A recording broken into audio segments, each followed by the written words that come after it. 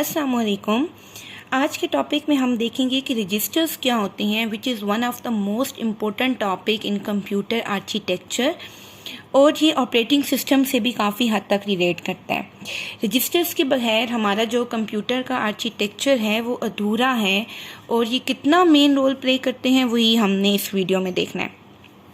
First of all, registers जो हैं वो आपके पास एक हाई स्पीड मेमोरी है। Mean what are register? Register is a type of memory. It is one of the high speed memory, और ये वाहिद मेमोरी है जो कि सीपीयू की इनसाइड लगी हुई होती है। मतलब इससे पहले हम देखते हैं कि जिससे रैम होती है या रैम और सीपीयू एक ख़ास डिस्टेंस पे लगे हुए होते हैं, और सिमिलरली मदरबोर्ड पे डिफरेंट जो चीज़ें हैं वो डिफरेंट डिस्टेंस पे लगी हुई होती हैं। लेकिन रजिस्टर जो हैं वो सीपीयू के इनसाइड लगे हुए होते हैं, यानी वो सीपीयू के इतने करीब प्लेस होते हैं कि हम कहते हैं कि वो सीपीयू के ऊपर ही लगे हुए हैं, यानी उनमें और सीपीयू में डिस्टेंस ना होने के बराबर होता है। सेकेंड वन, ये 32 बिट एंड 64 बिट दोनों पे काम करते हैं। देन ये सीक्वेंस ऑफ बिट्स में डेटा देते हैं, मतलब इनका डेटा देने का अंदाज क्या है, सीक्वेंस ऑफ बिट। अब अगर आपके जहन में ये है कि रजिस्टर कोई बहुत ही बड़ी मेमोरी है और इसकी बहुत ही स्टोरेज होगी, बहुत ही MBs में एंड सो ऑन, तो ऐसा बिल्कुल भी नहीं है।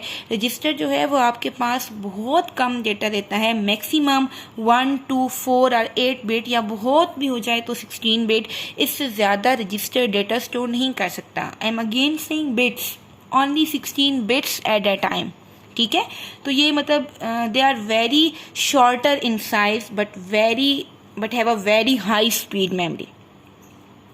देन अगर हम कहें कि रजिस्टर का पर्पस क्या है, तो फर्स्ट ऑफ ऑल तो इसका पर्पस यही है कि ये आपके पास स्पीड अप करती है मेमोरी को, और सेकेंडली इसका पर्पस क्या है कि ये बहुत ही क्विकली डेटा को एक्सेप्ट करती है, स्टोर करती है और फिर ट्रांसफ़र करती है। एक्सेप्ट मीन इनपुट करना, ट्रांसफरिंग डेटा, एक डिवाइस से दूसरी डिवाइस में डेटा को मूव आउट करना और फिर उसको सेव भी करना फॉर फर्दर यूज़।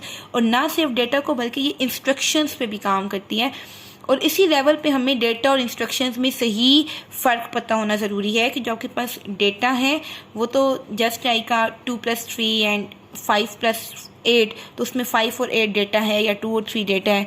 लेकिन plus is a instruction, mean if you have a 2 + 3, तो डेफिनेटली आपके पास जो 2 और 3 है वो डेटा है, और प्लस आपके पास इंस्ट्रक्शन है कि करना क्या है। सो ये डेटा और इंस्ट्रक्शन दोनों पे काम करती है। बट किस डेटा और इंस्ट्रक्शन पे? Data being use immediately bye CPU, जिस पे सीपीयू फ़ौरन काम कर रहा होता है। सो यहाँ पे काफ़ी चीज़ें हैं कि कुछ रजिस्टर्स का क्या काम है एंड सो ऑन, तो वही हमने आगे देखना है। सबसे पहली जो कैटेगरी है जिसको हमने डिस्कस करना है, that is special purpose register. Special purpose register के अंदर डिफरेंट आपके पास रजिस्टर्स हैं, जिनमें सबसे पहले हमने पीसी को देखना है, और PC stand for program counter register. Okay, PC stands for program counter register. what it do? First of all, it store the address of next instruction to be fetch. Mean अभी इसी time CPU किसी पे काम कर रहा है, fine. अब जिस नेक्स्ट इंस्ट्रक्शन पर सीपीयू ने काम करना है, या जिस नेक्स्ट इंस्ट्रक्शन ने फेच होना है, यहाँ पे सीपीयू से ज़्यादा आप फेच का लफ्ज़ लें। टू बी फेच का मतलब है कि जिस इंस्ट्रक्शन ने मेमोरी से फेच होके आना है। आई एम अगेन सेइंग कि ये उस इंस्ट्रक्शन को नहीं रख रहा, मेक श्योर कि ये उसका एड्रेस रख रहा है। हमें पता है कि मेमोरी के अंदर बहुत सारे सेल्स होते हैं, और यहाँ पे सेल का क्या पड़ा हुआ है, कंटेंट, और बाहर उसका क्या पड़ा हुआ है, कोई एड्रेस या उसके लोकेशन। सो वो उस नेक्स्ट इंस्ट्रक्शन का एड्रेस रख रहा है टू बी फेच, जिसने फेच होना है। फिर जब वो जो इंस्ट्रक्शन पीसी में पड़ी हुई है, वो जब आगे सीपीयू के पास चली जाती है डिकोड होने के लिए, तो वो पीसी से निकल जाती है। अब पीसी में क्या होता है, इंक्रीमेंट हो जाता है, और जो अगली इंस्ट्रक्शन है, यानी अब जिसकी बारी है, उस इंस्ट्रक्शन का एड्रेस यहाँ पे आ जाएगा। यहाँ पे इंक्रीमेंट का मतलब इजाफा करना है। सो मैं यहाँ पे ये ज़रूर बताना चाहूँगी कि यहाँ पे इंक्रीमेंटेड बाय 1 नहीं है। Mean it is not compulsory कि अगर आपने एड्रेस नंबर 1 पिक किया है तो नाउ आपने एड्रेस नंबर 2 पिक करना है। नो, इंक्रीमेंट 4 का भी हो सकता है, 8 का भी हो सकता है, 10 का भी हो सकता है, क्योंकि हमने उस एड्रेस को लेना है जिसने नेक्स्ट फेच होना है, और वो हमें नहीं पता कि वो मेमोरी में कहाँ पड़ी है। Next, after that it point next instruction, यानी जब वो चली जाती है तो वो नेक्स्ट को करती है। मेक श्योर कि इसको इंस्ट्रक्शन काउंटर भी कहते हैं, इसको इंस्ट्रक्शन पॉइंटर भी कहते हैं because it point the next instruction, because ये अगली वाली को काउंट कर रही होती है। इसको इंस्ट्रक्शन एड्रेस रजिस्टर भी कहते हैं और इसको सीक्वेंस कंट्रोल रजिस्टर भी कहते हैं। ये सारे नाम पता होने चाहिए क्योंकि इन्हीं से रिलेटेड MCQs भी आते हैं। The last point is most important point, जो कि मोस्ट ऑफ द बुक में मेंशन नहीं होता लेकिन मोस्ट ऑफ द MCQs में पूछा जाता है। इवन कि फर्स्ट ईयर के सिलेबस के MCQs में भी पूछा जाता है लेकिन वहाँ की बुक में मेंशन नहीं है, विच इज़ कि ये सिर्फ और हमें बताया यही जाता है कॉमनली कि ये PC जो है ये नेक्स्ट इंस्ट्रक्शन को, यानी PC का जब भी नाम दिया जाता है तो उसके साथ ये जो नेक्स्ट इंस्ट्रक्शन का कीवर्ड है इसको रखा जाता है कि नेक्स्ट को रखता है। बट नो, ये सिर्फ नेक्स्ट को नहीं रखता but it also keep track. अब here track mean not data, track mean addresses, okay. ये उसका भी ट्रैक रखता है which is currently executing instruction, यानी जिस इंस्ट्रक्शन पे इस टाइम CPU काम कर रहा है उसका भी ये ट्रैक आउट रखता है। आई एम अगेन सेइंग, उस एड्रेस उस डेटा को नहीं रख रहा, उसका ट्रैक रख रहा है, मीन उसके एड्रेसेस रख रहा है जिस पर ये काम कर रहा है। And it is your one of the most important MCQs in first year course for 22 जो कि बोर्ड इंटरमीडिएट रावलपिंडी के साथ कनेक्टेड हैं, उनके ये अक्सर MCQs आ जाता है कि which address that is store the currently executing instruction address. तो वहाँ पे मोस्टली स्टूडेंट IR या MAR लगाते हैं but no, the answer is program counter, क्योंकि ना ये सिर्फ नेक्स्ट इंस्ट्रक्शन को पॉइंट आउट कर रहा होता है बल्कि इसके पास वो भी ट्रैक होता है कि करंटली किस पे काम हो रहा है। Okay, now next one is IR. IR stands for instruction register. First of all, it stands for instruction register. Second thing is it is used to store fetched instruction. Fetched मतलब जो कि इस टाइम पे fetch हो चुकी है, ठीक है। अब ये फेच का क्या मतलब है, आप देखें जो प्रोग्राम काउंटर में से निकल के हमने कहा था कि प्रोग्राम काउंटर तब नेक्स्ट को पॉइंट आउट करता है जब वो वाली इंस्ट्रक्शन आगे चली जाती है। तो वो वाली आगे किधर चली जाती है, वो IR में आ जाती है। यानी जैसे एक इंस्ट्रक्शन एक IR में आती जाती है तो प्रोग्राम काउंटर इंक्रीमेंट करके नेक्स्ट को पॉइंट आउट करना शुरू कर देता है। Plus decode in this register, हमने CPU का एक पढ़ा हुआ है कि CPU डिकोड करता है, मीन डिसाइड करता है कि इस पे कौन सा काम परफॉर्म करेगा। तो CPU decode the instruction with the help of the instruction register. Next each instruction to be executed is load into IR। जिस इंस्ट्रक्शन ने भी एग्जीक्यूट होना है वो किसके अंदर लोड होती है, IR के अंदर, which hold it while it is decoded, prepared and ultimately executed. इसके अंदर क्या क्या होता है, वाइल इट इज डिकोडेड यानी जब ये डिकोड हो रही है यानी इस पर क्या काम हो रहा है, प्रिपेयर्ड यानी इस बात को डिसाइड करना कि इस पर कौन सा ऑपरेशन परफॉर्म होगा, अरिथमेटिक होगा, लॉजिक होगा, कंपैरिजन होगा और क्या होगा, एंड अल्टीमेटली एग्जीक्यूटेड, और यानी फिर इसको एग्जीक्यूशन के लिए भेज दिया जाता है।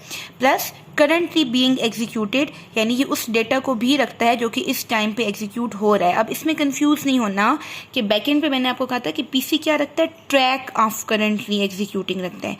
ये एग्जैक्ट उस इंस्ट्रक्शन को रख रहा है, उस डेटा को रख रहा है जो कि करंटली एग्जीक्यूट हो रहा है। डेट वाइज इसको करंट इंस्ट्रक्शन रजिस्टर भी कहा जाता है क्योंकि इसके अंदर वो रिकॉर्ड पड़ा हुआ होता है कि करंटली किस इंस्ट्रक्शन पे काम हो रहा है।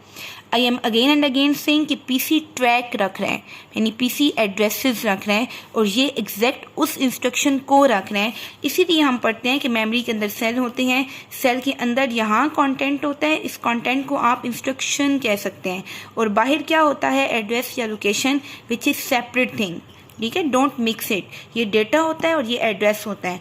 सो उस करंटली इंस्ट्रक्शन के जो एग्जीक्यूट हो रही है उसके एड्रेस को PC रख रहा है लेकिन उस इंस्ट्रक्शन को आपके पास IR रख रहा है। नेक्स्ट आपके पास है MAR। MAR stand for memory address register. Memory address register आपके पास क्या करते हैं, it store the addresses from which data will be fetch और which data will be send. अब देखिए हमने दो बातें पढ़ी हुई हैं CPU और RAM के दरमियान, कि CPU और RAM के दरमियान रीड एंड राइट का रिलेशनशिप होता है, ऐसे ही है। सो यहाँ पे देखें ये क्या करेगा, ये उसका इंस्ट्रक्शन रखेगा जिसने रीड होना है और जिसने राइट होना है। सिंपली जिस इंस्ट्रक्शन की रीड होने की बारी है और जिस इंस्ट्रक्शन की राइट होने की बारी है। दूसरे लफ्ज़ में hold the location that need to be access, यानी जिसको एक्सेस करने की अभी ज़रूरत है, ठीक है। सो ये रीडिंग और राइटिंग के दरमियान काम आता है। Next memory address to be read और टू बी रिटन, जिसने रीड होना है और जिसने राइट होना है उसका एड्रेस MAR के अंदर पड़ा होता है। Now there is MBR. MBR stands for memory buffer register, but it is also known as memory data register. ठीक है, मेक श्योर कि ये बफर रजिस्टर तो है ही है, लेकिन इसको मेमोरी डेटा रजिस्टर भी कहा जाता है. What does it do? It stores the data being transferred to and from the immediate access storage. इसका नाम डेटा रजिस्टर इसलिए है कि ये अब डेटा को स्टोर कर रहा है. अभी तक आप ऊपर कॉन्टिन्यूसली पढ़े थे इंस्ट्रक्शन को स्टोर करना और ये वो, लेकिन ये एग्जैक्ट उस डेटा को स्टोर करता है जिसने ट्रांसफर्ड होना है. टू एंड फ्रॉम का मतलब है चाहे उसने रीड होना है चाहे उसने राइट होना है. MAR को देखिए, वो इंस्ट्रक्शन रख रहा था, वो उसकी लोकेशन रख रहा है जिसने रीड होना है या राइट होना है. ये एग्जैक्ट उस डेटा को रख रहा है. ठीक है, सो हम कहते हैं कि जो डेटा का आइटम है ये उसको कॉपी कर देता है MBR के अंदर, यानी जिसने रीड होना है और जिसने राइट होना है, और फिर ये रेडी है for use at the next clock cycle. Next clock cycle का मतलब होता है कि CPU के अंदर एक साइकिल चलता है, क्लॉक साइकिल, लाइक टिक टिक टिक टिक. ठीक है, वो एक साइकिल डिसाइड करता है कि ये इंस्ट्रक्शन कितनी देर में रीड होगी और कितनी देर में एग्जीक्यूट होगी. सो जब एक क्लॉक साइकिल के ख़त्म होने से पहले अगली इंस्ट्रक्शन जिसने रीड होना है या राइट होना है उसका एड्रेस MAR के अंदर होता है और उसको कॉपी करके मेमोरी से MBR के अंदर रख दिए जाते हैं, ताकि फ़ौरन से CPU को अगला क्लॉक असाइन कर दिया जाए कि अब ये काम करने की बारी है. ठीक है, it act like a buffer एक वैल्यू की तरह काम करता है विच इंडिकेट कि अगला बारी किसकी है, just like a token. And hold the content of the memory. Content का मतलब यही होता है डेटा, जो कि अभी मैंने आपको पीछे भी दिखाया था कि सेल्स होते हैं और सेल्स के अंदर वाली चीज़ क्या होती है, डेटा या कंटेंट. तो अब देखें ये एग्जैक्ट उस कंटेंट को रख रही है जिसने रीड या राइट होना है, और MAR उसकी लोकेशन रखती है जिसने रीड या राइट होना है. Last one is stack pointer register. First of all, stack is just like a bucket. Stack जो होता है वो ऐसा डेटा का स्ट्रक्चर है, it is data structure. ये ऐसा डेटा स्ट्रक्चर है जो कि एक साइड से ओपन होता है और एक साइड से बंद होता है. ठीक है, प्लस ये किस ऑर्डर पे काम करता है, जिसको हम LIFO कहते हैं, यानी लास्ट इन फर्स्ट आउट. जो चीज़ सबसे पहले जाती है वो सबसे आखिर में बाहर आती है. प्लस अगर स्टैक एम्प्टी है, देखिए इस टाइम पे स्टैक में कुछ भी नहीं है, तो स्टैक -1 को इंडिकेट कर होता है.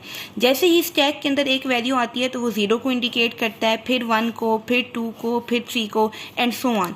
और जो स्टैक में सबसे आखिर पे बात होती है उसको टॉप ऑफ द स्टैक कहा जाता है. ये अब देखिए ये 3 को कह रहा है ना, 0 1, ये 2 को कह रहा है, ये 3 को, ये 4 को, ठीक है, ये 5 को. तो नाउ ये वाला टॉप ऑफ द स्टैक है, यानी इंस्ट्रक्शन नंबर जो 5 है वो टॉप ऑफ द स्टैक है. तो अगर मैंने इसमें ABCD भेजना था, A भेजा, BCDEF, कुछ भी आप भेज सकते हैं, और G. तो अब देखें जो सबसे ऊपर है हमारे पास G, सबसे ऊपर हमारे पास जो है G या F, जिसको भी अभी G को ना लें F को ले लें टॉप ऑफ द स्टैक के तौर पे. तो देखें F मैंने सबसे लास्ट में एंटर किया है, लास्ट इन है, लेकिन वो सबसे पहले बाहर निकलेगा. तो अब स्टैक पॉइंटर क्या करता है कि अभी मैं कॉन्टीन्यूसली टर्म्स कह रही हूँ कि मैंने डेटा को इंटर किया है और डेटा को आउट किया है, बट नो, स्टैक के अंदर 2 टर्म्स यूज़ होती हैं, पुश करना एंड पॉप करना. ठीक है, जब हम डेटा को इन करते हैं, जैसे मैंने A को इंसर्ट किया, तो I will not say insert, I will say I push the data. So मैंने A को पुश किया, B को पुश किया, C D E F. अब मुझे F को वापस बाहर निकालना है ना, यानी जब मैंने इसको अंदर किया तो ये क्या हुआ, पुश. जब मैंने इसको बाहर निकाला तो देखें जो सबसे आखिर में होता है वो सबसे ऊपर आ जाता है, that's why it is known as LIFO. So अब मैं इसको कहूँगी कि मैंने इसको पॉप करना है. किसने पुश होना है और कौन सी चीज़ पुश हुई है और किसने पॉप होना है, इन दोनों को जो इंडिकेट कर रहा होता है, यानी इनका एड्रेस, कि अब देखें जैसे इसका एड्रेस 5 है फॉर वाइल बीइंग, यानी सिर्फ इसके लिए, तो इसके अंदर ये 5 जो है ये स्टैक पॉइंटर के अंदर पड़ा हुआ होता है. ठीक है, तो स्टैक एक one of the most important data structure है, लेकिन उसकी सारी जो डिटेल्स हैं वो हमारे पास स्टैक पॉइंटर रजिस्टर रखता है कि इस टाइम पे स्टैक का टॉप ऑफ द स्टैक क्या है, कौन सी चीज़ पुश हुई है, कौन सी चीज़ पॉप हुई है. फॉर एग्जांपल मैं F को पॉप आउट कर देती हूँ, तो अब मेरे स्टैक से ये वाली चीज़ एलिमिनेट हो जाएगी और अब मेरा top of the stack E हो जाएगा. तो स्टैक पॉइंटर सेव करेगा कि अब मेरी लोकेशन 4 हो गई है. और अगर मेरे स्टैक में कुछ भी नहीं है तो मैं वो इंडिकेट करेगा -1 which indicate the stack is empty. So ये push, pop, is empty, is full, top of the stack, ये सब जो डिटेल्स हैं ये स्टैक की, ये स्टैक पॉइंटर रखता है. आई होप कि आपको रजिस्टर्स समझ आए होंगे. If you have any query then you ask in the comment. Must like and subscribe.